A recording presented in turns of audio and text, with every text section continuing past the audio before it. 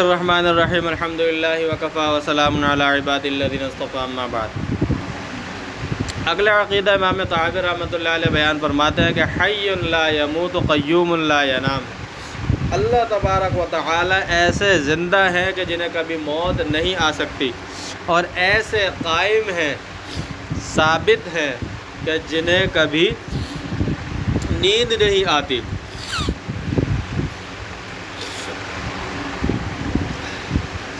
یعنی امام طحاوی رحمۃ اللہ علیہ اللہ تعالیٰ کی یہ صفت لائے ہیں کہ اللہ تعالیٰ ہمیشہ سے زندہ ہیں اور ہمیشہ ہی زندہ رہیں گے، ہمیشہ سے زندہ ہیں اور ہمیشہ ہی زندہ رہیں گے۔ لا یموت، کبھی ان کو موت نہیں آئے گی، برخلاف مخلوق پہ، مخلوق کے کہ مخلوق پہلے بھی مخلوق نہیں تھی، یعنی مخلوق کی ابتدا بھی ہے اور مخلوق کی انتہا بھی ہوگی۔ اللہ تبارک و تعالیٰ کی نہ ابتدا ہے نہ انتہا ہے، تو المخلوق پہلے کچھ بھی نہیں تھی، اللہ تعالیٰ نے ان کو وجود بخشا۔ مختلف مخلوقات جو ہیں اللہ تعالیٰ نے سب کو وجود بخشا، اور کچھ مدت بعد ہر مخلوق پر اور مخلوق کے ہر فرد پر فنا طاری ہوتی ہے اور ہوگی، فنا طاری ہوتی ہے اور ہوگی۔ کچھ مدت بعد ہر کسی پر یہ فنا آتی ہے۔ تو اللہ تبارک و تعالی کی یہ صفت حی جو ہے، یہ خود بھی تمام صفات کے کمال کو مستلزم ہے۔ یہ صفت حی تمام صفات کے کمال کو مستلزم ہے۔ کیوں؟ کس طرح؟ اس لیے کہ جب موت اور فنا طاری نہیں ہوگی تو صفات بھی باقی رہیں گی۔ صفت حی جو ہے یہ تمام اللہ تعالیٰ کی تمام صفات کے کمال کو مستلزم ہے، اللہ تعالیٰ کی تمام صفات کے کمال کو مستلزم ہے۔ اس لیے کہ جب موت اور فنا، انا للہ و انا الیہ، اس لیے کہ جب موت اور فنا ہی طاری نہیں ہوگی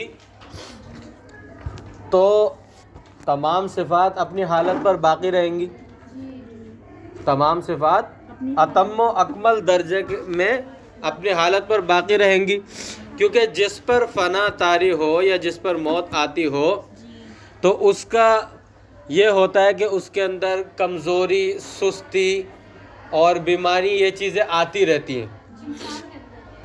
جس پر بھی موت اور فنا طاری ہوتی ہے تو اس کے ساتھ تو یہ سارے معاملات ہوتے ہیں نا، اس میں کمزوری بھی آتی ہے، اس میں سستی بھی آتی ہے، اس میں جو ہے بیماری بھی آتی ہے، اور جب بیماری، سستی، کمزوری آتی ہے تو اس کی صفات بھی کمزور پڑتی جا رہی ہوتی ہیں، پھر صفات بھی ناقص ہوتی جا رہی ہوتی ہے۔ مثلا ایک شخص کے اندر سوچنے، یاد رکھنے کی صفت حفظ ہے، صفت حفظ ہے، حافظہ۔ اب انسان کی عمر جب بڑی ہوتی جاتی ہے یا بیمار ہوتا جاتا ہے تو وہ حافظہ اس کا کمزور ہوتا جا رہا ہوتا ہے، لیکن جس پر فنا اور موت طاری ہونی ہی نہیں ہے تو اس میں نہ کمزوری کا کوئی سوال پیدا ہو سکتا ہے، نہ سستی کا کوئی سوال پیدا ہو سکتا ہے، اور نہ ہی کوئی کمی کا کوئی سوال پیدا ہو سکتا ہے۔ تو اس لیے یہ صفت حی اللہ تبارک و تعالی کی تمام صفات کے کمال کو مستلزم ہے کہ اللہ تعالیٰ کے اندر تمام صفات بدرجہ اتم و اکمل موجود ہیں اور باقی ہیں۔ اور صفت حی کے اندر اللہ تبارک و تعالیٰ کے واجب الوجود ہونے کا بھی بیان ہے۔ صفت حی کے اندر اللہ تعالیٰ کے واجب الوجود ہونے کا بھی بیان ہے۔ واجب الوجود کا مطلب کہ جس کا موجود ہونا واجب ہو، کبھی بھی اس غیر موجودگی نہ ہو، کبھی بھی اس کی غیر موجودگی نہ ہو۔ اللہ تبارک و تعالیٰ کا وجود، اس لیے اللہ تبارک و تعالیٰ کا وجود اس لیے واجب ہے کہ سارا نظام اللہ تعالیٰ چلا رہے ہیں۔ اللہ تعالیٰ کے واجب الوجود ہونے کا بھی بیان ہے، ٹھیک ہے، یہی پوچھنی ہے۔ آگے فرماتے ہیں اسی طرح جو ہے قیوم لا ینام جو فرمایا امام طحاوی رحمۃ اللہ علیہ نے، وہ بھی فرمایا کہ اللہ تبارک و تعالی ایسے قیوم ہیں، ایسے قائم اور پکے ثابت ہے اللہ تعالی، جنہیں نیند بھی نہیں آتی۔ کیوں؟ امام طحاوی رحمۃ اللہ علیہ نے اور چیزوں کا ذکر نہیں کیا، غفلت ہے اور چیزیں، امام طحاوی رحمۃ اللہ علیہ نے ایسی چیز کا ذکر کر دیا جو ان چیزوں کو لازم ہوتی ہے، غفلت کو، سستی کو، ان چیزوں کو لازم ہوتی ہے۔ بھائی نیند پوری نہیں ہو تو ان مخلوق کو سستی ہوتی ہے کہ نہیں ہوتی؟ اسی طرح مخلوق نیند آتی ہے تو بندہ غافل ہو جاتا ہے مخلوق۔ تو کہتے ہیں کہ اصل جڑ ہی کاٹ دی۔ انہوں نے فرمایا کہ اللہ تعالیٰ ایسے قائم اور ثابت ہیں کہ ان کو نیند ہی نہیں آتی، یعنی جب نیند کا سوال ہی پیدا نہیں ہوتا تو جو نیند کے جتنے متعلقات ہیں، سستی کا ہونا، غفلت کا ہونا اور جو ہے اونگ کا آ جانا، یہ ساری کی ساری چیزیں بھی خود بخود ختم ہو گئی۔ جب اصل اور جڑ ختم ہو گئی، تو جب اصل اور جڑ کی نفی ہو گئی تو باقی چیزوں کی جو اس کے متعلقات ہیں یا اس کی فروعات میں سے ہیں یا اس کے علامات میں سے، ان کی سب کی کیا ہو گئی؟ خود بخود نفی ہو گئی۔ لہٰذا یہ ساری چیزیں عیب ہیں اور اللہ تبارک و تعالی ہر عیب سے کیا ہے؟ پاک ہیں۔ آ رہی ہے نا سمجھ میں؟ اور اللہ تبارک و تعالی دوسروں کو، کائنات کو، پوری انسانیت، پوری مخلوق کو قائم کیے ہوئے ہیں اللہ تعالی، جبکہ یہ جو نیند کا آنا، اونگ کا آنا، یہ سب غفلت کی علامتیں ہیں اور یہ عیب ہیں۔ یہ ایسی چیزیں کہ یہ خود بھی قائم نہیں رہ سکتی تو کسی دوسرے کو کیا قائم کریں گے؟ جس کے اندر یہ چیزیں پائی جائیں وہ خود اپنے آپ کو ہی قائم نہیں رکھ سکتا تو دوسرے کو کیا قائم رکھے گا؟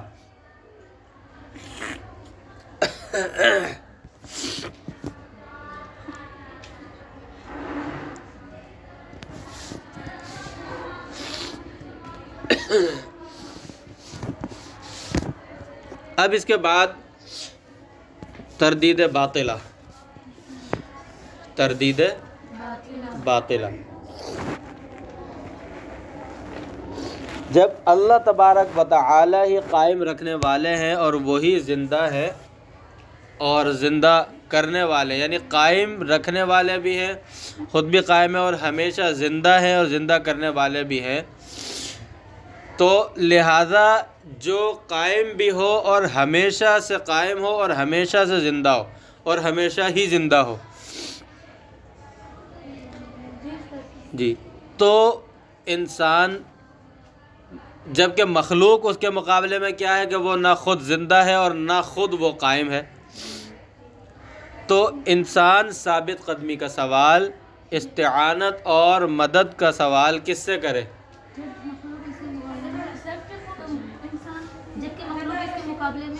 مخلوق اس کے مقابلے میں نہ خود زندہ، نہ زندہ، ہمیشہ زندگی ملی ہوئی مخلوق کو، اور خود ہی قائم بھی نہیں ہے، وہ تو کسی قائم کرنے والے کے ذریعے سے قائم ہے، کسی قائم کرنے والے کے ذریعے سے، یعنی اللہ تعالیٰ کے ذریعے سے وہ قائم ہے۔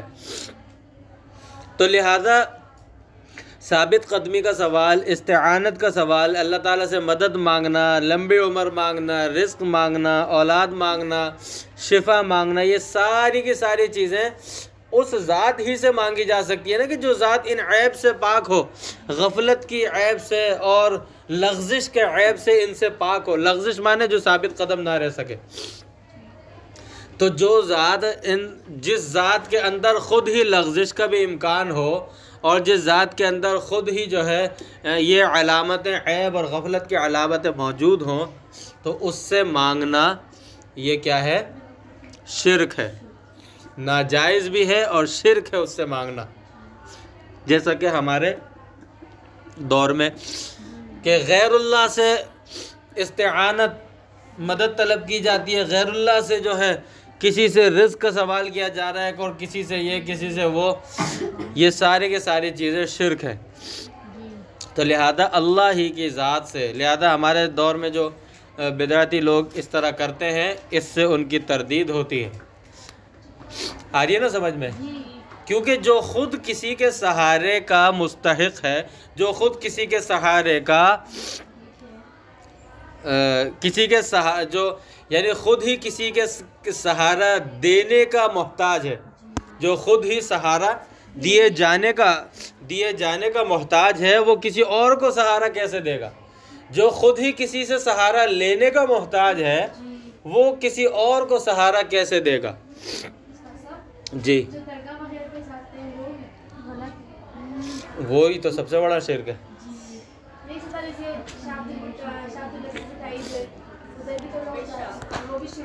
شاہ عبد اللطیف بٹائی کے مزار پہ جائیں یا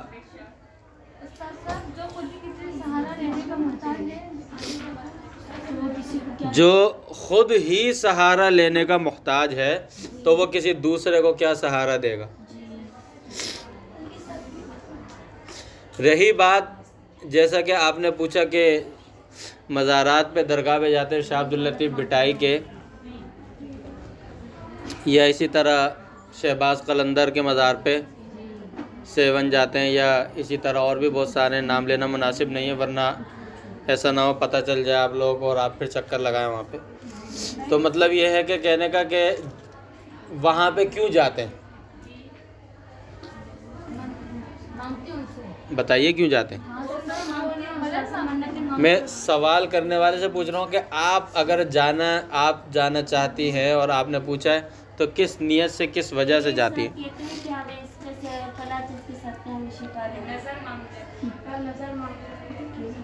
نظر ماننا غیر اللہ کی نظر تو حرام ہے۔ اور بات جہاں تک ہے، اچھا پھر اس کے ختم ہو جاتے ہیں۔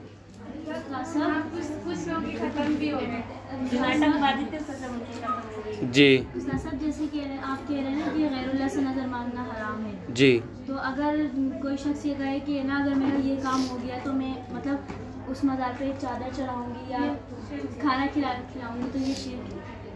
بالکل شرک ہے۔ مزار پہ چادر چڑھانا، سوال یہ پیدا ہوتا ہے اس چادر چڑھائے جانے کا مستحق سب سے زیادہ غریب ہے یا وہ مزار والا جس کو نہ سردی لگ رہی ہے نہ گرمی لگ رہی ہے؟ اس مزار والے کو یا مزار پر چادر چڑھانے کا کیا فائدہ؟ غریب زیادہ مستحق ہے نا۔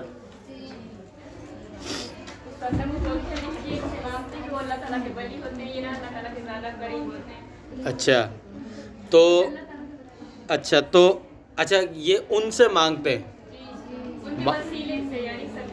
جی، یہ بات آپ نے صحیح کہی، کیونکہ آگے میں اسی بات کو بتانے والا تھا۔ ٹھیک ہے، وسیلے والی بات کو، جی وہی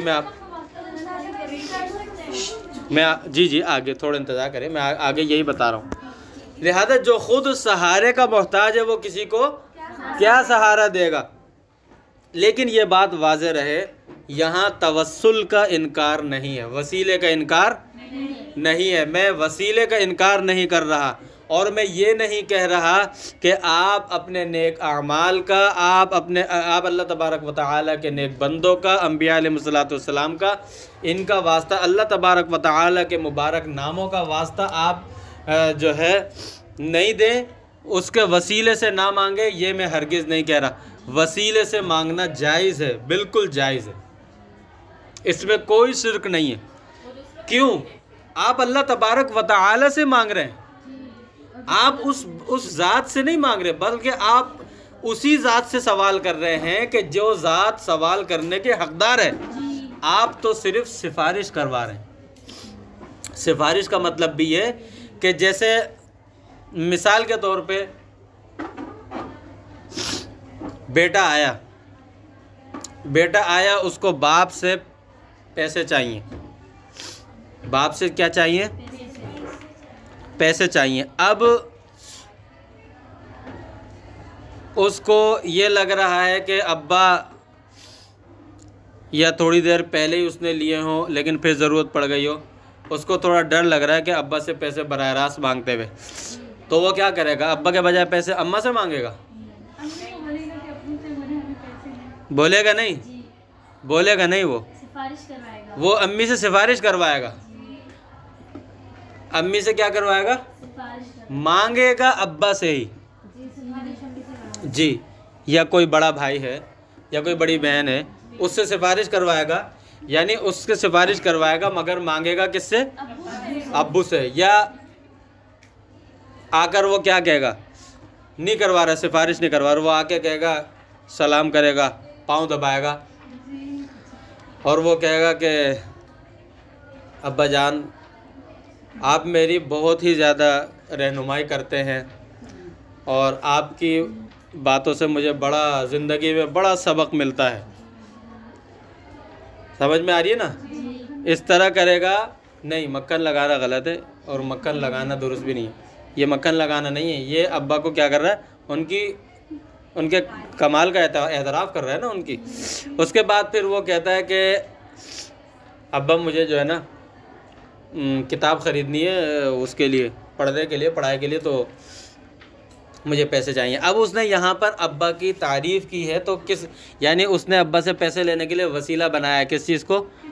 ابا کی نہیں، کتاب کو نہیں، ابا کی تعریف جو کی ہے، ابا کے اس کو ان کی تربیت کو وسیلہ بنایا اس نے۔ صحیح ہے نا؟ تو بالکل صحیح، کوئی نہیں کہتا کہ یہ غلط کر رہا ہے، ہر بندہ کہتا ہے بلکہ یہ تو اچھا۔ اسی طرح اللہ تبارک و تعالیٰ کے نیک بندوں کا وسیلہ بنایا جائے، اللہ تعالیٰ کے ناموں کا، مبارک ناموں کا وسیلہ، اپنے نیک اعمال کا وسیلہ بنا کر بندہ مانگے، کوئی گناہ نہیں ہے، کوئی شرک نہیں ہے۔ آ رہی ہے سمجھ میں؟ کیونکہ ہمیں یہ چیز، ہمیں نصوص کے اندر، احادیث کے اندر بھی ہمیں یہ چیز ملتی ہے۔ تو وسیلے سے مانگنا یہ بالکل جائز ہے، لیکن یعنی وسیلہ دے کر مانگنا جائز ہے۔ مانگنا صرف اللہ سے، غیر اللہ سے نہیں۔ جس کا وسیلہ دینا ہے اسی سے مانگنا شروع کر دیں، یہ حرام ہے، کیونکہ یہ شرک ہے، یہ شرک ہے۔ اب دیکھیں میں آپ کو بتاتا ہوں، آپ لوگ مناجات پڑھتی ہوں گی، مناجات کے منزل میں جمعرات کی منزل کیا ہے؟ کہاں سے شروع ہو رہی ہے؟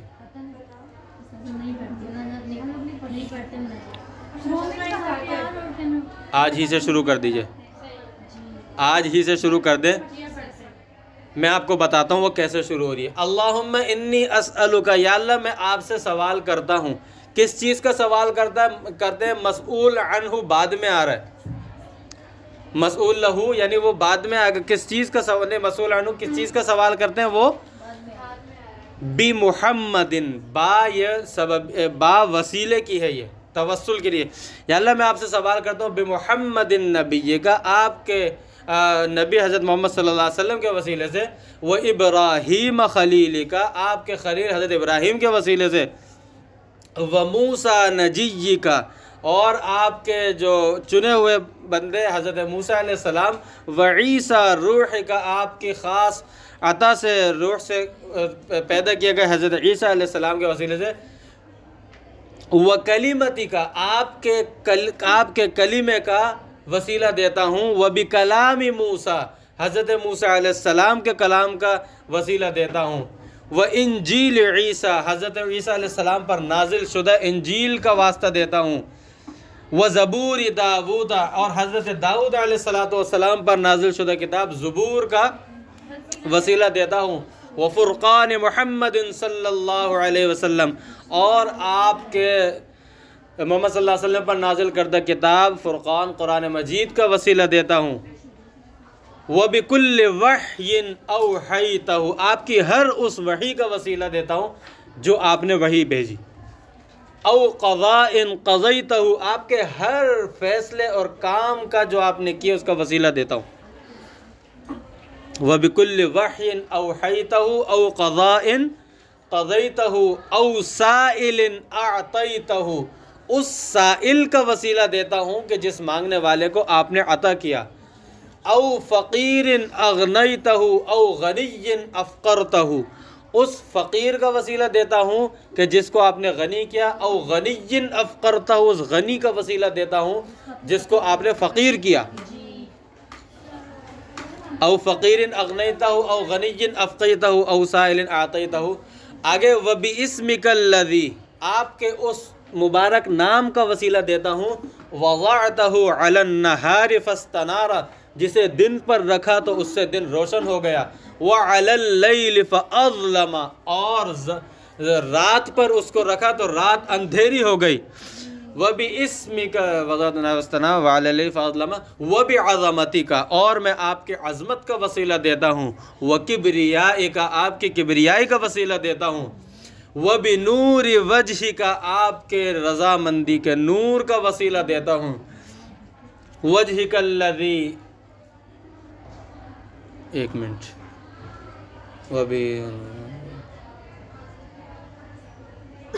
وَبِنُورِ وَجْهِكَ الَّذِي، ہاں آپ کی رضامندی کے نور کا وسیلہ دیتا ہوں۔ آگے کس چیز کا سوال ہے؟ أَن تَرْزُقَنِ الْقُرْآنَ رَبِيعَ قَلْبِي وَجَلَاءَ حُزْنِي وَذِهَابَ هَمِّي، أَن تَرْزُقَنِ الْقُرْآنَ رَبِيعَ قَلْبِي، کہ قرآن کریم کو میرے دل کی بہار بنا دے، قرآن کریم کو میرے دل کی بہار بنا دے۔ یہ دیکھیں آپ نے کتنے سارے وسیلے ہیں، اس کے مناجات کے اندر قرآن اور حدیث کی دعائیں جمع کی ہیں امام حضرت تھانوی رحمۃ اللہ علیہ نے۔ تو آپ کو دیکھا کس چیز کا وسیلہ دیا ہے؟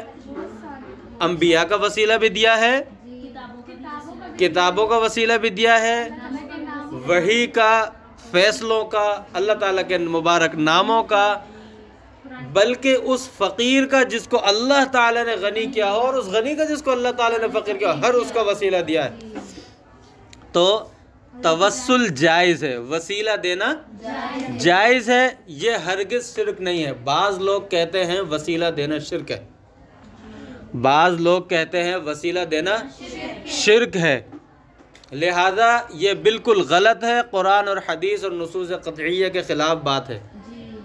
اہل سنت والجماعت کا مسلک یہ ہے وسیلہ دینا توسل جائز ہے۔ اچھا، ایک خطبہ میں آپ کو اس کے ساتھ ساتھ بات آئی ہے تو ایک خطبہ بتا دوں۔ وقت کیا ہو رہا ہے؟ پہلے وقت دیکھتا ہوں۔ اچھا چلیں، کوئی مسئلہ نہیں۔ ایک خطبہ بڑا گردش کر رہا تھا اور اس کے بارے میں مشہور یہ ہو رہا تھا کہ حضرت عطا اللہ شاہ بخاری رحمۃ اللہ علیہ کا خطبہ ہے، لیکن اس کے بارے میں پھر علماء نے جب بتایا نشاندہی کی کہ حضرت عطا اللہ شاہ بخاری رحمۃ اللہ علیہ کا خطبہ نہیں ہے۔ الحمد لولیہ والصلاة والسلام علی نبیہ، اس طرح شروع ہو رہا تھا وہ خطبہ، اور یہ احمد سعید چترگوڑی کا لکھا ہوا خطبہ تھا، یہ مماتی تھا، اور اس کے بعد اور بھی پتہ نہیں کیا کچھ ہو گیا تھا، حتیٰ کہ یہ شخص جب انتقال ہوا، ایک وکیل کا ہے، اس کا نمبر بھی دیکھا تھا میں نے، یہ جب اس کا انتقال ہوا، اس کو دفن کیا تو وہ وکیل کہتا ہے، وہ کوئی مولوی شولوی نہیں تھا، وہ وکیل تھا، وہ کہتا ہے کہ اس کی قبر سے کتے کی آواز میں نے خود سنی ہے اور میں نے ریکارڈ کی ہے، کتے کی آواز جب زیادہ آئی تو میں نے ریکارڈ کی۔ آ رہی ہے سمجھ میں؟ اس نے اپنا نمبر دیا کہ کوئی سننا چاہے تو مجھ سے سن سکتا ہے آ کے یہ آواز، یا کہے تو میں بھیج دوں گا اس کی۔ تو بہرحال کہنے کا مطلب یہ ہے کہ یہ اس کا خطبہ ہے، اور اس میں کیا غلطی ہے؟ ایک تو خطبے کے الفاظ ایک مضمون کے حساب سے نا آگے پیچھے، میں آگے بتاتا ہوں نا کون سا وہ غلط لفظ ہے جو اس خطبے کے اندر آگے اس خطبے کے اندر یہ کہتا ہے، یہ میں اس کے الفاظ نقل کر رہا ہوں، ہمارا الحمدللہ یہ عقیدہ نہیں ہے۔ اس خطبے کے اندر کہتا ہے کہ او یتبرک بغیرہ، یا جو اللہ کے علاوہ کسی اور کا وسیلہ حاصل کرتا ہے، من نبی او ولی او تقی او نجی، نبی ہو، ولی ہو، پرہیزگار متقی ہو، چنے ہوئے بندے ہوں، کوئی بھی ہو۔ اس کے بعد نعوذ باللہ نعوذ باللہ نعوذ باللہ یہ کہتا ہے فلہ الخسران والوبال، کہ اس کے لیے خسارہ اور وبال ہے۔ تو وسیلے کا انکار ہم نہیں کرتے، ہم وسیلے کو ثابت کرتے ہیں، وسیلے کو مانتے ہیں، توسل کے ہم قائل ہیں الحمدللہ اہل سنت والجماعت، اور صحابہ کرام سے بھی یہ بات منقول ہے۔ بہت ساری احادیث ہیں، کل انشاءاللہ میں آپ کو توسل کے متعلق بھی بتاؤں گا، بلکہ کل آپ کا ہوگا گھنٹہ، کل تو ماسٹر صاحب آئیں گے انشاءاللہ۔ چلیں انشاءاللہ اگلے اس میں رکھیں گے، میں آپ کو احادیث بھی بتاؤں گا، ان واقعات سے بتاؤں گا کہ وسیلہ جائز ہے۔ ہاں البتہ یہ بات ضرور رہے کہ اس توسل کو ہم توسل تک رکھیں گے، یہ جو مزارات پہ پہنچ جانا اور انہی لوگوں سے استعانت کرنا اور اتنا توسل میں اتنا آگے بڑھ جانا، شدت میں چلے جانا کہ جو ہے ان کو سجدے کرنا اور ان سے مانگنا، یہ شرک ہے، یہ توسل نہیں ہے، یہ شرک ہے۔ تو اسی سے منع کیا گیا ہے۔ توسل کی بات انشاءاللہ کر کے آگے پھر اس سے کچھ مسئلہ تصوف کو بیان کر کے پھر آگے اگلا شروع کریں گے۔ وآخر دعوانا ان الحمد للہ رب